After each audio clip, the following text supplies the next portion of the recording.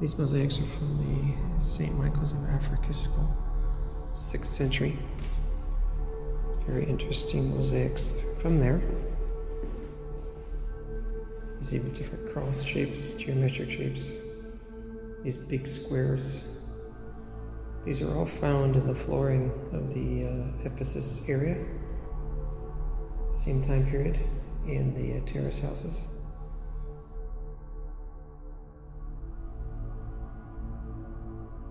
And so these symbols, even though they're geometric, are also part of the Christian faith. The cross is shown here in Ravenna.